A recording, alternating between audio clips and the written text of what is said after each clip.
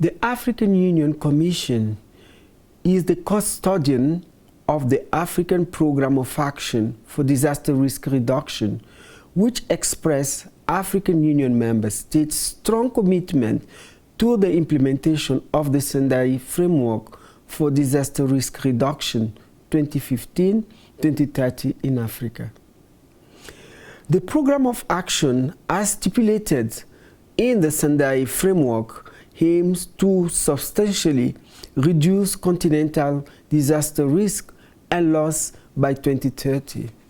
The African Union Commission has made progress in achieving the Programme of Action as stipulated in the Sendai Framework through the following: the adoption of an update operationalization matrix of the Programme of Action 2021-2025 to implement the Sendai Framework in Africa, the convening of processes, regional platform and technical groups to produce different reports as part of popularizing, monitoring and providing an accountability mechanism as part of the DRR governance on the Programme of Action progress. This includes the latest biannual review, the biannual report on the Programme of Action for the implementation of the Sendai Framework in Africa. Substantial increase in political commitment through, as demonstrated by the appointment of His Excellencies Philippe Nyusi, the President of the Republic of Mozambique, as the African Union champion for disaster risk management, and the adoption of the Nairobi Declaration on accelerating the path to achieving the goals and target of the Programme of Action for the implementation of the Sendai Framework for Disaster Risk Reduction 2015-2030 in Africa. Concerted support by the African Union to increase numbers of countries that have their national DRR strategy aligned to the Programme of Action and the Sendai Framework. At least 15 African countries have successful in achieving this.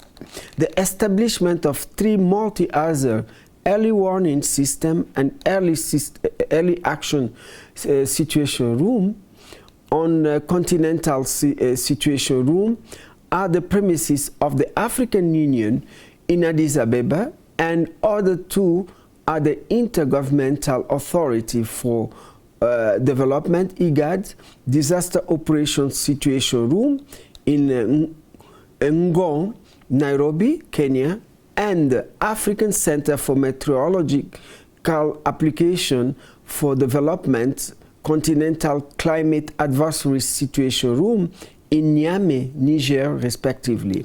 The adoption of the Africa Institutional and Operational Framework for Multiple Hazard Early Warning System and Early Action. The establishment and operationalization of the African Science and Technology Advisory Group and a Youth Advisory Board on DRR. The development of COVID-19 Recovery Framework for Africa and the Green Recovery Action Plan, GRAP, among others. The above achievement by the African Union Commission have been possible through the concerted support of donors such as the European Union, Government of Italy and Sweden, the United Nations Office for Disaster Risk Reduction, the United Nations Development Programme, among others. Further concerted actions or effort are needed for the implementation of the Programme of Action to realize substantial reduction in disaster risk losses. The establishment of the 3 multi-hazard early warning system situation room is an example of an exciting good practices by the African Union Commission. These 3 situation rooms are already yielding dividends and were particularly put to test at the earlier part of this year when successive tropical cyclones devastated countries in the south of African continent. The multiple hazard early warning and early action situation room at Addis Ababa, through a network approach with other situation room and agency, are able to produce situation reports to inform the African Union humanitarian response plan to support countries to adequately prepare and support coordination effort in respond promptly and cover quickly from disasters. Among good practice worth mentioning are the establishment of the African Science and Technology Advisory Group and Africa Youth Advisory Board for DRR. The program of action, as stipulated in the Sendai framework, mentioned member states and leading the implementation of DRR strategy. However, it mentions non-state actors such as scientists and the youth as stakeholders that can be active participants in the DRR process when empowered. As a useful continent, empowering its demographic dividend to be agent of change in the DRR process will ensure that no one is left behind in achieving sustainable development.